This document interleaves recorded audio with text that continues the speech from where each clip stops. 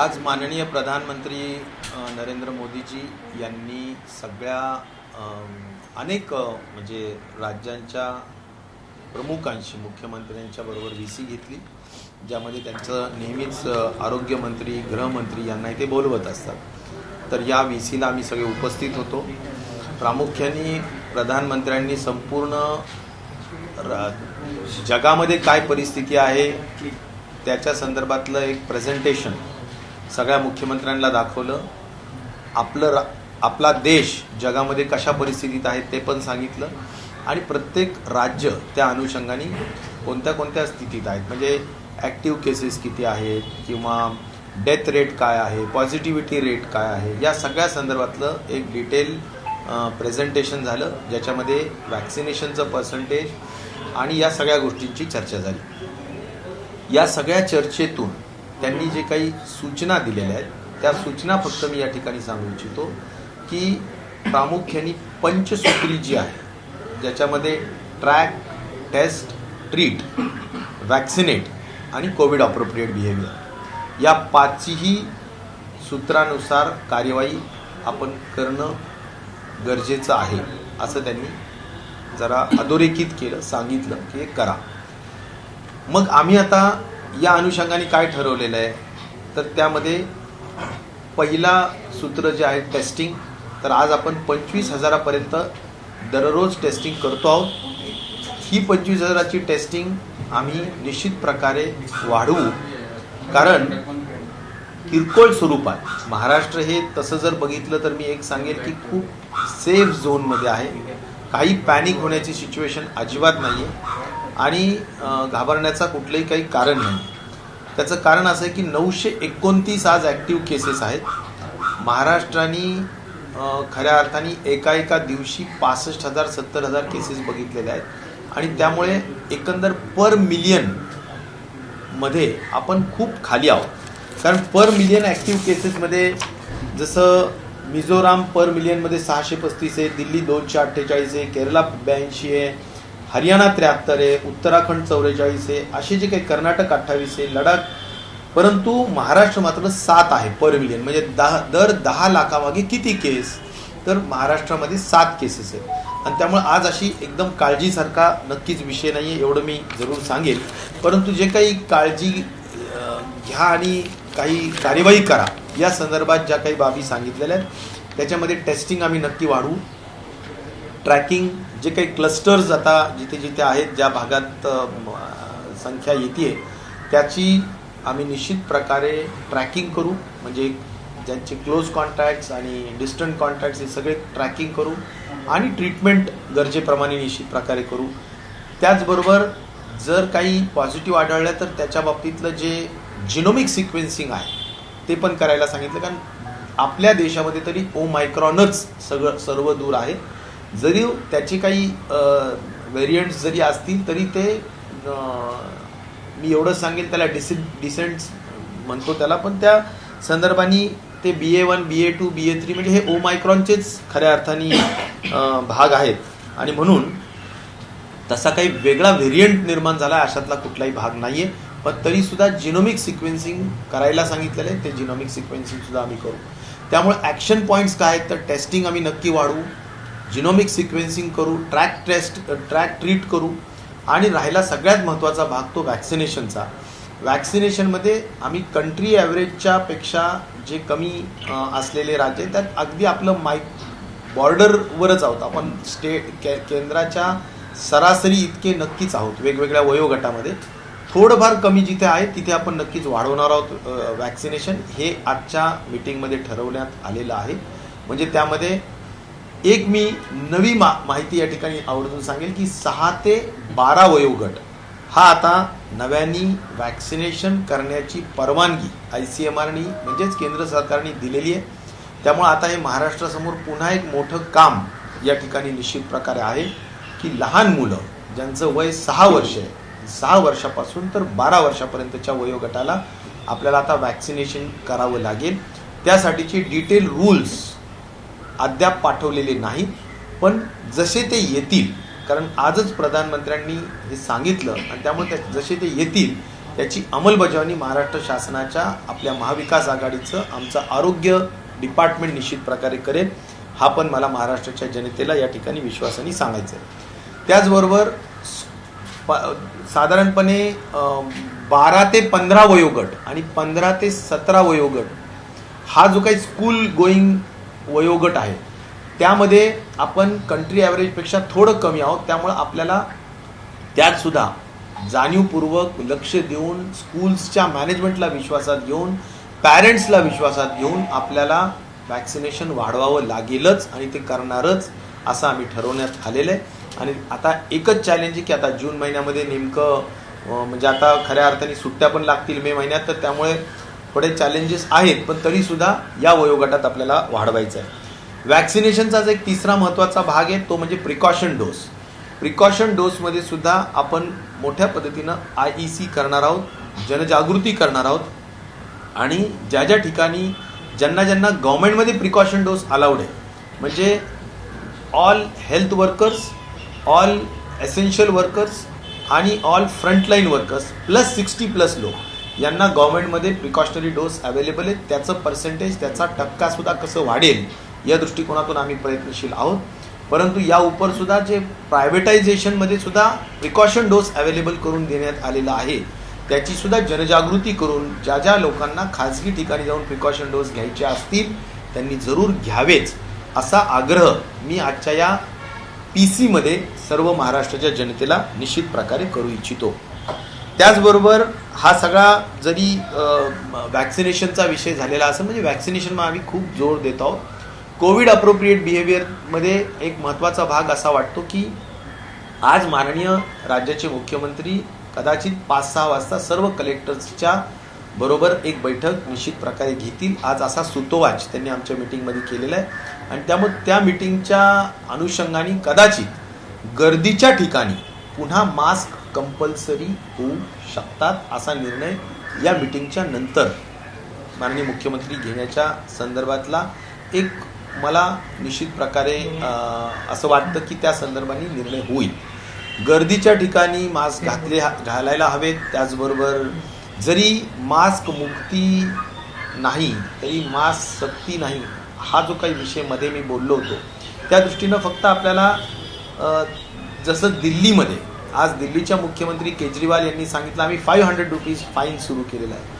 UPच्या मुख्यमंत्र्यांनी सांगितलं ज्या ज्या ठिकाणी दिल्लीच्या सलग असे जे जिल्हे आहेत त्या ठिकाणी त्यांनी सुद्धा मास्क सक्तीचं केलेलं आहे, मॅन्डेटरी केलेलं आहे.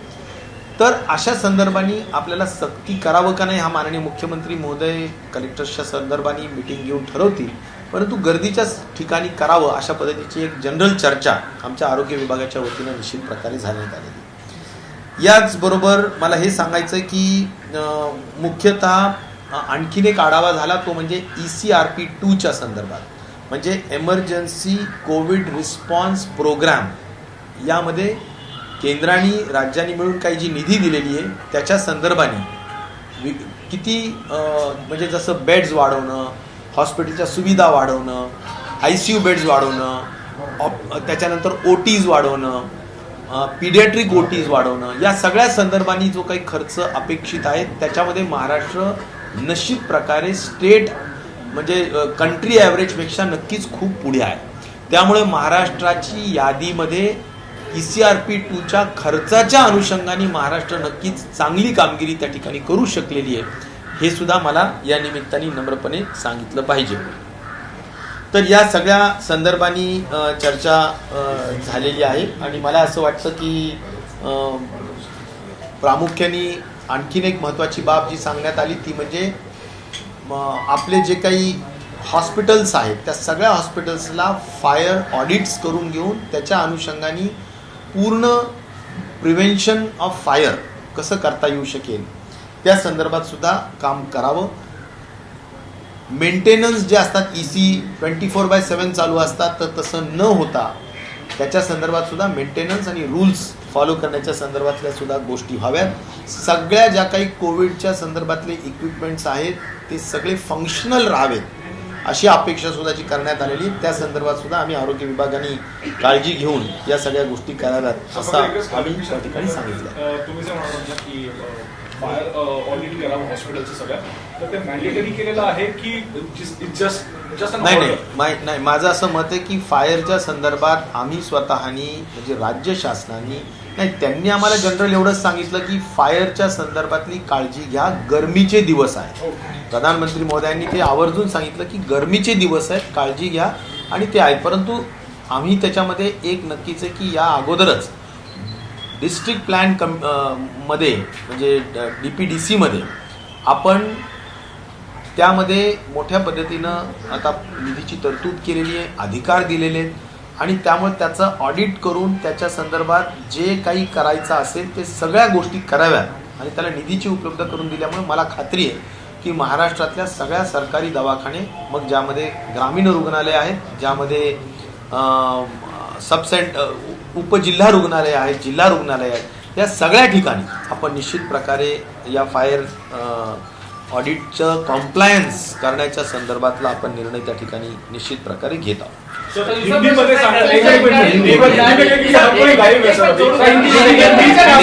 देखिए एक मिनिट, हिंदी में ब्रीफ में जानना चाहेंगे आपसे कि आज की मीटिंग में क्या हुआ, हर कोई लाइव बेस पे नाही. आणखीन एक फक्त मराठीतला मुद्दा सांगतो मी की आज एक महत्त्वपूर्ण बैठक अशी पण झाली की ज्याच्यामध्ये सुप्रीम कोर्ट, हायकोर्ट याच्या संदर्भात बऱ्याच गोष्टी झालेल्या होत्या आणि सगळे महाराष्ट्रातले मुलं सुद्धा याची वाट बघत होते, आणि ते म्हणजे आमच्या health department, public health department आणि मेडिकल एज्युकेशन डिपार्टमेंट यांच्यातला महत्त्वाचा भाग होता.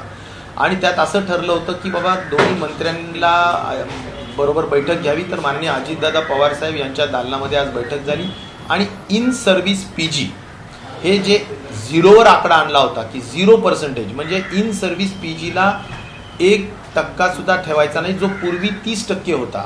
पण आता जसं जसं मेडिकल कॉलेजेस वाढवलेले आहेत तर त्यांना SR जे लागतात त्यांना सिनियर रेसिडेन्शियल, तर त्या दृष्टिकोनातून त्यांनी हा इन सर्व्हिस PGचा आकडा 0वरच आणला होता. तर त्या दृष्टिकोनातून आता ग्रामीण भागामध्ये अजिबात पोस्ट ग्रॅज्युएट डॉक्टर्स मिळाले नसते ह्या सगळ्या निर्णयामुळे, आणि त्यामुळं ग्रामीण भागामध्ये, दुर्गम भागामध्ये पोस्ट ग्रॅज्युएशन डॉक्टर्स मिळावेत, कारण त्या ठिकाणी जर ते गेले तर त्यांना काही मार्क्स वाढून मिळण्यास सुद्धा मदत होते, आणि त्यांना एक इन सर्व्हिस PGचा जो कोटा असतो त्यामध्ये सुद्धा त्यांना पोस्ट ग्रॅज्युएशन करण्यासाठीची एक संधी असते.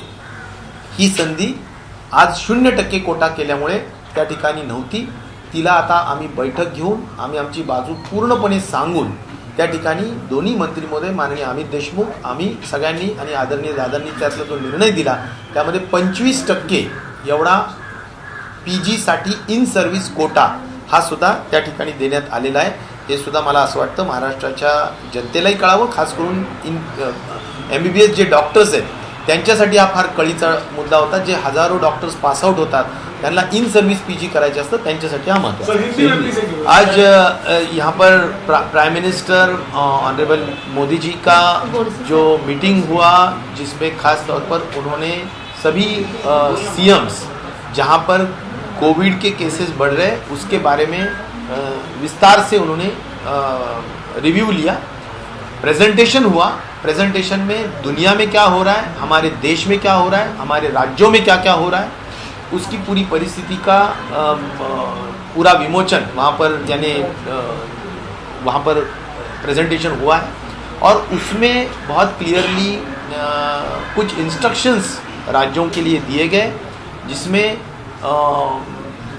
5 पॉइंट प्रोग्राम जैसा कि test, treat, track, covid appropriate behaviour and vaccination, तो ऐसे ये जो 5 पॉइंट प्रोग्राम है इसके तहत काम होना फिर एक बार ज़रूरी है, क्योंकि देश की थोड़ी एक्टिव केसेस की संख्या बढ़ी है. जैसा कि कुछ राज्यों में, खास तौर पर नॉर्दर्न राज्यों में ज़्यादा और नीचे केरला में भी बहुत ज़्यादा मात्रा में केसेस बढ़ी है. और लेकिन महाराष्ट्र की केसेस में चिंता करने लायक निश्चित तौर पर कोई वजह नहीं है, क्योंकि हमारे पर मिलियन केसेस में सिर्फ 7 केसेस की संख्या है, जिसमें अन्य राज्यों के तुलना में या अन्य राज्यों की कंपैरिजन में निश्चित तौर पर हम बहुत कम हैं. लेकिन एक ज़रूरी है कि जो उन्होंने पंचसूत्री का मेंशन किया है उसमें हमने टेस्टिंग बढ़ाने का निश्चित तौर पर निर्णय लिया है कि महाराष्ट्र में 25,000 पर डे टेस्ट किया जाता था, अभी वो हम कम से कम 50,000 तक लेके जाने की कोशिश निश्चित तौर पर करेंगे। क्लस्टर अप्रोच बिहेवियर का, यानी जहाँ पर क्लस्टर में कुछ केसेस आते हैं तो वहाँ पर प्रॉपर ट्रैकिंग किस तरह से किया जाए, वह भी हम स्वास्थ्य विभाग की तरफ से पूरा उसमें ध्यान रखेंगे, मॉनिटर करेंगे। और ट्रीटमेंट का तो ज़रूर हमारे पास इंफ्रास्ट्रक्चर बहुत अच्छी तरह से, ट्रीटमेंट का कोई प्रॉब्लम नहीं आएगा। रहा सवाल वैक्सीनेशन के हद तक, वैक्सीनेशन में माननीय प्रधानमंत्री जी के वीसी में जो आज की स्थिति नज़र आई है, उसमें जो स्टेट्स कंट्री के एवरेज से कम है, उन्होंने कंट्री के एवरेज से ऊपर जाना चाहिए। तो बच्चों के हद तक, यानी एज ग्रुप 12 to 15, 15 to 17, यह एज ग्रुप में हम माइनर कंट्री से थोड़ा कम है, तो हम निश्चित तौर पर उसको आगे बढ़ाने के लिए स्कूल मैनेजमेंट्स और पेरेंट्स सबको विश्वास में लेते हुए निश्चित तौर पर इसकी मात्रा बढ़ाने का काम हम ज़रूर करेंगे, उस पर बहुत ज़्यादा फोकस करेंगे। और रहा सवाल जो नया एक एज ग्रुप जिसकी मंजूरात अभी केंद्र सरकार ने दी है, वो एज ग्रुप है 6 years to 12 years। तो 6 to 12 years का एज ग्रुप जो है, उसमें अभी हम नए सिरे से वैक्सीनेशन करने के बारे में पूरा प्लान करके वैक्सीनेशन करने की पूरा इम्प्लीमेंटेशन करने के लिए हम ज़रूर आने वाले दिनों में कोशिश करेंगे। और उसका जो रूल्स रेगुलेशंस और प्रोटोकॉल भेजा जाएगा, उसके तहत हम काम निश्चित तौर पर करेंगे। रहा सवाल प्रिकॉशन डोज का, प्रिकॉशन डोज के माध्यम से भी जिनको गवर्नमेंट हॉस्पिटल्स में फ्री प्रिकॉशन डोज अलाउड है, वह हेल्थ वर्कर्स हो, फ्रंटलाइन वर्कर्स हो, एसेंशियल सर्विसेज के वर्कर्स हो, या 60+ एज ग्रुप के आगे के लोग हो, उनको सभी को हम मोटिवेट करके उसकी मात्रा भी ज़रूर हम बढ़ाएंगे। और जो प्राइवेट में करना चाहते हैं, 18+ के आगे के जो प्रिकॉशन डोज लेना चाहते हैं, उनको भी बढ़ावा देने के लिए निश्चित तौर पर हम उसकी भी आईसी हम करेंगे और लोगों को हम प्रिकॉशन डोज के लिए भी मोटिवेट करने का काम ज़रूर करेंगे। रहा सवाल ख़ास तौर पर जो किस वेरिएंट का आज हमारे देश में वायरस दिख रहा है, तो वो ओमाइक्रॉन ही है। और उसके हद तक भी अगर आज कोई पॉजिटिव केसेस आते हैं, तो उसमें भी अगर जीनोमिक सीक्वेंसिंग करना है, तो जीनोमिक सीक्वेंसिंग के लिए भी महाराष्ट्र का स्वास्थ्य विभाग निश्चित तौर पर पूरी तरह से तैयार है, उसमें भी हम पूरा काम निश्चित तौर पर करेंगे। और मास्क के हद तक और कोविड अप्रोप्रिएट बिहेवियर के हद तक जो मैं कहूँगा कि कोविड अप्रोप्रिएट बिहेवियर में माननीय मुख्यमंत्री जी का यह कहना है कि हम जहाँ पर भी भीड़ होती है, पब्लिक प्लेसेस है, मास्क फिर कंपलसरी होना उन्हें ज़रूरी लग रहा है। लेकिन इसका जो फाइनल डिसीजन है, उसके बारे में माननीय मुख्यमंत्री जी आज शाम को 5-6 बजे के दरमियान सभी कलेक्टर्स की मीटिंग लेके उनसे भी राय मशवरा करके अगर पब्लिक प्लेसेस में कुछ मास्क कंपलसरी करना है तो उसके बारे में वे निर्णय घोषित करेंगे। लेकिन इन प्रिंसिपल थोड़ी बहुत चर्चा निश्चित तौर पर हुई है। लेकिन जैसा कि दिल्ली में और कई यूपी के ज़िलों में वहाँ के प्रशासन ने, वहाँ के मुख्यमंत्री जी ने आज के इस मीटिंग में जैसा कहा है कि उन्होंने 500 रुपीज़ फाइन वहाँ पर मास्क न पहनने वालों लोगों के लिए लगाई है। उस तरह का निर्णय निश्चित तौर पर महाराष्ट्र में होने की आज ज़रूरत नहीं है, लेकिन माननीय मुख्यमंत्री जी उसके बारे में फाइनल कॉल ज़रूर लेंगे। तो यही कुछ डिसीजंस है। ECRP 2 के बारे में भी कुछ चर्चा हुई कि जिसमें इंफ्रास्ट्रक्चर स्ट्रेंथनिंग करने का चर्चा हुई थी। तो जो भी केंद्र सरकार ने निधि दिया है या फंड्स दिए हैं, उसके बारे में महाराष्ट्र का एक्सपेंडिचर बहुत अच्छी तरह से हुआ है।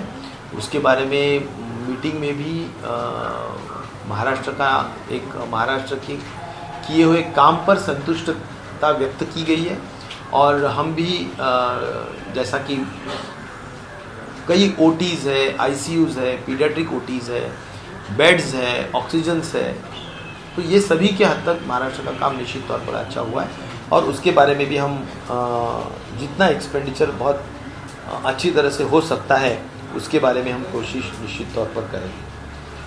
तो फायर के हद तक एक लास्ट मुद्दा ऐसा हुआ है कि फायर ऑडिट्स और अभी जो गर्मी के दिन है तो कुछ फायर हैजार्ड होने की संभावना माननीय प्रधानमंत्री जी ने भी व्यक्त की है। तो उसके पहले ही एक्चुअली पहले जो 2 घटनाएं यहाँ पर हुई थी उसके अनुसार माननीय उप मुख्यमंत्री जी, मुख्यमंत्री जी ने हमें एक स्पेशल फंड्स का प्रावधान किया है DPDC के माध्यम से और हमने सभी कलेक्टर्स को चिट्ठी लिखी है, बहुत स्ट्रिक्टली उनको कहा है कि फायर ऑडिट इज़ मैंडेटरी, सभी लोगों ने फायर ऑडिट करके लेना चाहिए। उसके लिए जो भी निधि लगेगी या उसके लिए जो भी फंड्स लगेंगे वो DPDC से उसको खर्च या एक्सपेंडिचर करने के लिए उसको अप्रूवल मान्यता दी गई है। तो मुझे लगता है कि बहुत बड़े पैमाने पर इसका काम हुआ है। अगर कुछ ज़िले पीछे है तो उनको आगे लेके जाने के लिए भी हम रिव्ह्यू लेके कोशिश जरूर करेंगे। सर, आजच्या मीटिंगमध्ये पेट्रोल डिझेलवरती देखील चर्चा झाली, तर त्याबद्दल तुम्ही काय सांगाल? नाही, ठीक आहे, त्यांनी सांगितलं एवढंच की काही पेट्रोलच्या किमती साठी काही एक्साईज आपल्या व्हॅटमध्ये आपण काही कमतरता करावी। पण मला एकच सांगायचं की या संदर्भात खरं तर माननीय मुख्यमंत्री महोदय निर्णय घेतील, परंतु महाराष्ट्रात हे सगळ्यात जास्त कर देणारं राज्य आहे, सगळ्यात जास्त म्हणजे गव्हर्नमेंट ऑफ इंडियामध्ये सगळ्यात जास्त कर जर कशातून जात असेल कोणत्या राज्यातून तर तो सगळ्यात जास्त महाराष्ट्रातून जातो। आणि त्यामुळे मला असं वाटतं की जर महाराष्ट्र सगळ्यात जास्त कर देतो तर जसं आता गॅसच्या संदर्भात आपल्याला जे योग्य वाटलं त्या प्रमाणात काही प्रमाणात राज्य सरकारने स्वतःच्या रेव्हेन्यूचा नुकसान करून काही भाव कमी करण्याचा प्रयत्न केलेलाच आहे। आणि त्यामुळे मला असं वाटतं की माननीय उपमुख्यमंत्री आणि मुख्यमंत्री, फायनान्स मिनिस्टर म्हणून आणि राज्याचे प्रमुख म्हणून या संदर्भातला योग्य तो निर्णय घेतील। पण माहिती मी एवढंच सांगेल की राज्य आपला सगळ्यात जास्त कर भरतोच जगात, म्हणजे देशाच्या तिजोरी भरण्यामध्ये आज आपला राज्य सगळ्यात नंबर 1 स्टेट आहे। अप्रॉक्सिमेटली 17% पर्यंतचं आपलं कॉन्ट्रीब्युशन देशाच्या कराच्या संदर्भात आपल्या देशातून जातं, परंतु या संदर्भातला जो काही निर्णय असेल ते मुख्यमंत्री उपमुख्यमंत्री घेतील। सर, हिंदी में जानना चाहिए कि पेट्रोल डीजल के बारे में जैसा मैं ये कहना चाहूँगा कि निश्चित तौर पर वैट में कुछ कमी करने के बारे में जो विनती की गई है, मैं इतना ही कहूँगा कि इसके बारे में माननीय मुख्यमंत्री जी, माननीय उप मुख्यमंत्री जी और वो निर्णय लेंगे। लेकिन मैं इतनी जानकारी ज़रूर रखता हूँ कि हमारा राज्य सबसे ज़्यादा टैक्स कलेक्ट भी करता है और जो कंट्रीब्यूट करता है देश के रेवेन्यू में वो सबसे हाईएस्ट यानी नंबर 1 स्टेट की जो ये करता है और उसके ऊपर 17% अप्रॉक्सीमेटली हमारा कंट्रीब्यूशन देश के टोटल रेवेन्यू में है। मुझे लगता है कि और जैसा कि हमने एक गैस के कीमत कम होना चाहिए, आम आदमी को गैस कम कीमत में मिलना चाहिए, इसलिए हमने कुछ राज्य सरकार ने निर्णय लिया कि उसके ऊपर कुछ हमारा टैक्सेशन कम करके गैस सस्ता करने के लिए ज़रूर कोशिश किया है। तो महाराष्ट्र गवर्नमेंट ये प्रो पब्लिक है, प्रो कॉमन पर्सन है, इतना मैं इसके हद तक कहना चाहूँगा। और इसके बारे में जो भी है माननीय मुख्यमंत्री जी सवाल आपसे पूछना था कि जैसे एपिडेमिक एक्ट और डिजास्टर मैनेजमेंट एक्ट को जो है वो विड्रॉ किया गया था कुछ हफ्ते पहले, तो अगर कोविड से किसी की अगर डेथ होती है तो क्या कोविड प्रोटोकॉल उसमें फॉलो किया जाता है या जाएगा? इसके बारे में थोड़ा संभ्रम है कि कोविड से अगर किसी की डेथ होती है तो जो पहले का कोविड प्रोटोकॉल था कि कुछ लिमिटेड लोगों को ही जो है मार्गदर्शन के लिए परमिशन मिलती थी, क्या ये प्रोटोकॉल? मुझे क्या लगता है कि अभी जो पहले जो था कि 5 लोग या 10 लोग सिर्फ इतना ही अलाउड थे फ्यूनरल के लिए, तो वो इतना सख्ती से कुछ रेस्ट्रिक्शंस लगाने की आज की स्थिति निश्चित तौर पर नहीं है, हम नज़र रखे हुए हैं और आने वाले दिनों में इसके बारे में जो भी जैसा भी संख्या कुछ अगर बढ़ती है तो कुछ अलग अलग टाइप के रेस्ट्रिक्शंस लगाने के बारे में टाइमली सोचा जाएगा।